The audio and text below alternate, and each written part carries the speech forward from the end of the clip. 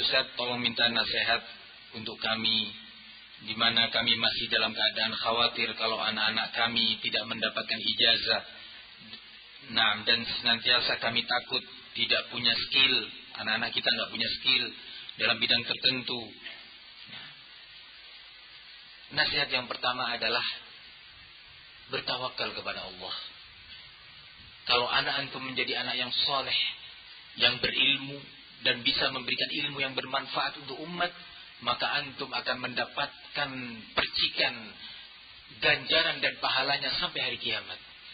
Sekalipun antum telah wafat, karena antum berandil, berperan untuk menjadikan anak ini dengan izin Allah menjadi anak yang soleh dan berilmu. Nah, syubhat yang mungkin masuk kepada sebagian kita, anak kita mau jadi apa Ustaz? Mau makan apa? Alhamdulillah, Ustaz banyak yang gak punya skill. Dia berdagang, ada yang dagang madu, ada yang dagang herbal, ada yang berkebun.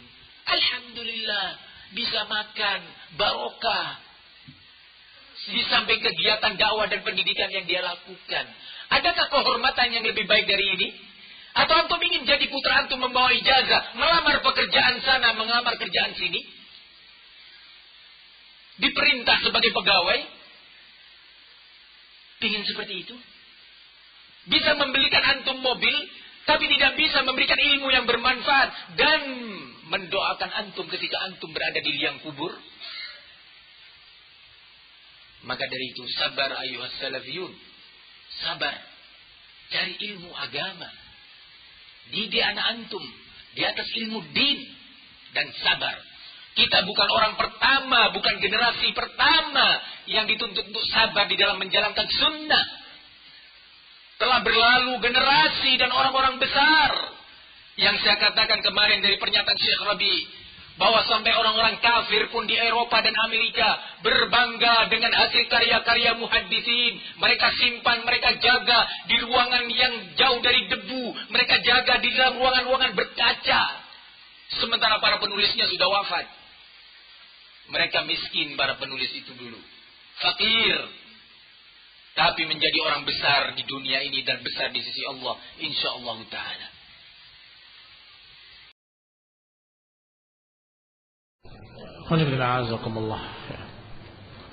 Perkara ijazah adalah ketika kita berbicara tentang masalah mukhalafah yang ada padanya. Adapun kalau tidak ada mukhalafah, maka para ulama memberikan ijazah pada muridnya. Apakah dalam bentuk lisan ataupun dalam bentuk tulisan. Ajaztuhu li fulan, aku berikan izin kepada si fulan untuk menyampaikan riwayat dariku. Ditulis, dikasih cap, tanda tangan, stempel, namanya jelas bahwa saya fulan ibni fulan memberikan ijazah. Ajaztuhu. Dan itu sudah sepanjang masa seperti itu. Hanya adalah ketika gerak sana nabrak sini, itu melanggar syariat dan seterusnya, dalam keadaan hanya karena ingin mendapatkan ijazah. Ini yang jadi masalah. Sehingga tidak bisa dikatakan terpaksa. Ad-darurah tuqaddar biqadariha. Ini kaidah. Ad-darurah tuqaddar biqadariha. Namanya darurat itu sekadar keterpaksaannya saja. Kalau sudah tidak terpaksa, tinggalkan. Ghairu baghin wala 'adin. Tidak karena kepengen, tidak melampaui batas. Karena nggak ada makanan lain kecuali ini. Kalau dia nggak makan dia mati, maka terpaksa dia makan yang haram, daging babi atau yang lainnya. Ketika sudah ada makanan lain, kembali haram. Tapi sekarang apakah harus dengan dignas?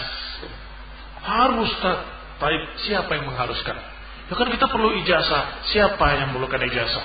Ya kita kan bisa ke Madinah dengan ijazah sebelum. Siapa yang mengharuskan ke Madinah? Semuanya nggak harus. Belajar kepada para ulama tidak harus ke Madinah. Kemana saja bisa. Kalau saja bisa dihindari semuanya, alhamdulillah, mungkin kita akan menyatakan silakan. Apakah ijazah itu haram? Ya tidak haram. Ada tuduhan bahwa salafi itu mengharamkan ijazah. Tidak benar. Mereka menyuruh kita bakar ijazah kita. Jahil yang menyuruh kamu membakar ijazahmu. Tidak ada yang mengharamkan. Siapa yang mengharamkan? Ulama kita siapa yang mengharamkan? Dan yang tahu kapasitas dirinya tidak akan berani melangkahi dan mendahului para ulamanya. Ulama kita banyak, tidak satu pun dari mereka yang mengharamkan. Hanya saja mungkin yang jadi permasalahan, kalau yang dimaksud cara metode yang ada di kebanyakan tempat-tempat atau lembaga pendidikan yang tentunya berafiliasi kepada ijazah, banyak kemungkaran padanya dari beberapa pelajaran yang harus dia kaji, filsafat, ilmu kalam. Kita punya arsipnya yang mereka pelajari dan diujikan resmi. Dan naudzubillah, kemungkaran bahkan kekufuran sebagiannya. Nyata-nyata itu kufur. Diujikan dan dipelajari. Belum kemungkaran-kemungkaran yang lain. Nah, kalau cara semacam ini tentu haram. Bukan ijazahnya tapi sarana untuk mendapati itu. Dengan cara yang semacam ini haram, mungkar. Maka siapa yang mengharamkan ijazah? Tapi mungkin kalau yang kamu maksud cara-cara yang ada selama ini di luar, ya naam, kemungkarannya. Karena tidak bisa kamu dapati ijazah itu kecuali melewati sekian rintangan yang haram dan mungkar. Tinggalkan ya akhi lillah. Masih banyak cara lain insyaallah yang lebih mulia untuk kamu bisa melanjutkan pendidikan di jenjang yang berikutnya. Wallahu ta'ala alam. Kalau kita mencintai anak-anak kita, maka hendaknya yang kita pikirkan jangan sebatas kebahagiaan yang sifatnya duniawi saja. Tapi kita juga harus memikirkan bagaimana si anak ini selain dia bisa menjalani hidupnya dengan baik di dunia, juga yang lebih utama adalah selamat di akhirat. Ya. Jangan sampai kasih sayang kita kepada anak-anak kita hanya sebatas hal-hal yang sifatnya materi. Oleh karena itu, maka sebagai orang tua, hal yang harus menjadi cita-cita utama adalah agar anak yang dimilikinya itu menjadi anak yang soleh, anak yang bertauhid, anak yang mengerti sunnah Nabi Sallallahu Alaihi Wasallam.